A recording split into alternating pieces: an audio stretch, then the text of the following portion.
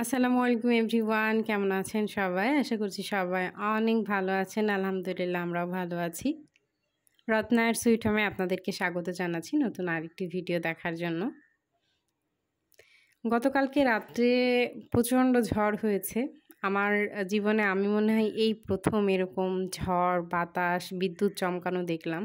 কী যে পরিমাণে বিদ্যুৎ চমকিয়েছে, মানে একদম ভয় পেয়ে গিয়েছিলাম। তো যাই হোক, বিদ্যুৎ চমকাচ্ছিল রাত্রে, তো খুব কষ্টে মানে ভয়তে ঘুমাইছিলাম। তো সকালে উঠে ভাবলাম আগে ছাদে যাই, ছাদের গাছের কি অবস্থা দেখে আসি, কারণ যে পরিমাণে বিদ্যুৎ চমকাচ্ছিল, ঝড় হচ্ছিল, বৃষ্টি হচ্ছিল। তো ছাদে এসে দেখি আমার পেয়ারা গাছটা পড়ে আছে।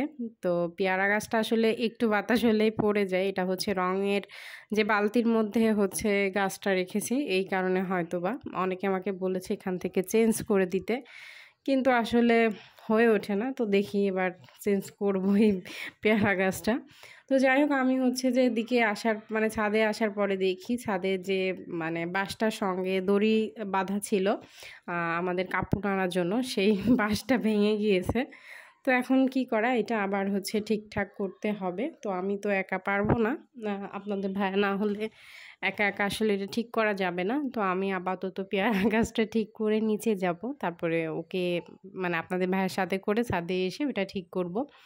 তো এদিকে দেখলাম আবার দুইটা পেয়ারাও বড় হয়েছে মাশাল্লাহ। তো পেয়ারা দুইটাও ছিঁড়ে নিয়ে যাচ্ছি, কারণ আবার দেখা যাচ্ছে কখন ঝড় হবে, আবার দেখা যাচ্ছে পেয়ারা দুইটা খেতেও পারবো না, পড়ে যাবে, এই ভয়তে নিয়ে যাচ্ছি নিচেই। পেয়ারাগুলো দেখতে কিন্তু খুব সুন্দর হয় মাশাল্লাহ, কিন্তু একটু ভিতরে গেলে একটু পোকা থাকে। মাঝে কয়েকটা দিন দেখলাম একদমই পোকা নাই, কিন্তু যেই যত বড় হচ্ছে ততই দেখছি যে মধ্যখানে একদম পোকা।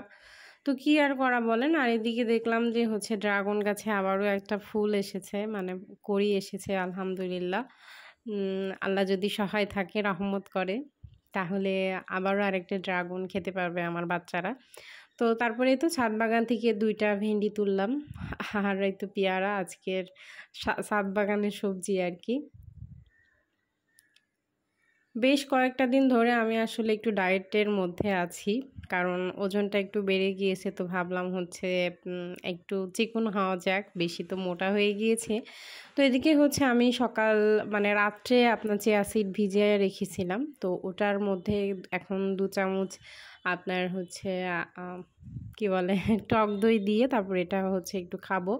আর আমি বেশ কয়েকটা দিন আসলে শুধু টক দই আর চিয়া সিড খাচ্ছিলাম, খাওয়ার সময় আমার একদম বমি চলে আসছিল, খেতে পারতাম না। তো এই 2-1 দিন এটার মধ্যে আমি আবার 1 চামচ মতো মধু দিচ্ছি। জানি না মধু দিলে ডায়েট হবে কি না, কিন্তু তারপরেও মধু দিলে খেতে একটু মিষ্টি মিষ্টি লাগে, আর এটা খেতেও বেশ মজা লাগে আর কি। তাছাড়া এমনি আমি খেতে পারি না, আমার বমি আসে। তো যাই হোক, এই আমার সকালের খাবার। তো সকালের খাবার দাবার শেষ করে বেশ কয়েকটা দিন ধরে ভাবছিলাম একটু মাথায় হেয়ার প্যাক বানাবো, কিন্তু আসলে ওই যে ব্যস্ততার কারণে হয়ে ওঠে না। নিজের সংসারের কাজ করতে করতে নিজের যত্ন নেওয়ার কথায় আসলে মেয়েরা ভুলে যায়, কিন্তু সব কিছুর পরেও নিজেকে সুন্দর রাখতে হবে, পরিপাটি রাখতে হবে, নিজের যত্নটা নিতে হবে। কারণ আপনার যত্ন আপনি নিজে না রাখলে আপনাকে কেউ ভালো রাখতে পারবে না। আপনার নিজেকে ভালো রাখার দায়িত্ব একমাত্র আপনার। আপনাকে কে ভালো রাখবে এটা মাথা থেকে ঝেড়ে ফেলে দিতে হবে, কারণ কেউ কাউকে ভালো রাখতে পারে না, নিজেকে নিজেই ভালো রাখতে হয়। তো যাই হোক, এদিকে আমি যে মেহেদি গুঁড়াটা নিচ্ছি, এটা আমার শাশুড়ি সৌদি আরব থেকে এনেছিল। ওইটার মধ্যেই একটু পেঁয়াজের রস আর একটু নারকেল তেল দিচ্ছি। ডিম দিতে হয়, কিন্তু ডিম আসলে বাসায় সেলও না, এই জন্য আমি ডিমটা দিইনি। আবার লেবুর রসও দেওয়া যায়, কিন্তু লেবুর রস আমার মাথায় দিলে আমার প্রচুর পরিমাণে চুল ওঠে মাথার। তো এই জন্য আসলে আমি আপাতত লেবুর রস দিচ্ছি না, শুধু নারকেল তেল আর একটু পানি আর আপনার পেঁয়াজের রস। কারণ পেঁয়াজের রসটা খুবই কার্যকরী চুলের জন্য। আপনার যাদের চুল ওঠে তারা যদি শুধু পেঁয়াজের রস ব্যবহার করে, এটা যে কী ম্যাজিকের মতো কাজ করে, কয়েকটা দিন একটু ব্যবহার করে দেখবেন আর কি। তো এদিকে আমার হেয়ার প্যাকটা রেডি হয়ে গিয়েছে। এটা আমি আর আমার মেয়ে দুজনে মাথায় দিব, এজন্য একটু বেশি করে প্যাকটা বানালাম আর কি। আজকে আর দুপুরে রান্নাবান্না আপনাদের সঙ্গে তেমন কিছু শেয়ার করলাম না, কারণ আপনারা তো সবাই রান্না পারেন। তো দুপুরে রান্না করেছিলাম হচ্ছে মসুরির ডাল, আর হচ্ছে এদিকে মুরগির মাংস রান্না করেছিলাম। আপনাদের ভাইয়া বলছিল একটু মুরগির মাংস খাবে, যেহেতু শুক্রবারের দিন, তো একটু ভালো রান্না না করলে আর কী করে হয় বলেন। এই জন্য হচ্ছে একটু মুরগির মাংস রান্না করেছিলাম, আর হচ্ছে ডাউল। আর রান্না করতে করতে আমার এই বাইরের দৃশ্যটা দেখতে যে কি ভালো লাগে, খুবই সুন্দর লাগে, মাশাল্লাহ মাশাল্লাহ।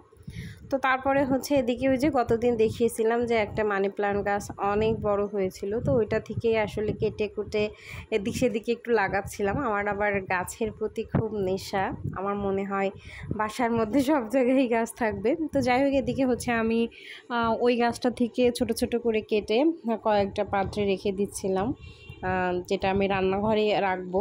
তো রান্নাঘরটা দেখতে সুন্দর লাগবে এই জন্য। আর এই ছোট্ট হাঁড়িটা দেখছেন, এটা হচ্ছে আইসক্রিমের হাঁড়ি। তো এটা আমি রেখে দিয়েছিলাম, মেয়ে খেয়েছিল, ভাবছিলাম যে এটার মধ্যে হচ্ছে যে আপনার গাছ লাগাবো। তো এই জন্য হচ্ছে ওটার মধ্যেও আমি ছোট্ট করে একটা মানি প্ল্যান্ট মানে দিব, মানি প্ল্যান্টের গাছ দিয়ে তারপরে হচ্ছে এটা রেখে দিব। এটা দেখতে যে কি কিউট লাগছে। তো এটার মধ্যে হচ্ছে আমি একটু মাটি দিয়েছি, দেখি কি হয়, না হইলে হচ্ছে পানিতে দিব। মাটির থেকে হচ্ছে পানিতে আসলে মানি প্ল্যান্ট গাছ বেশি গ্রো করে।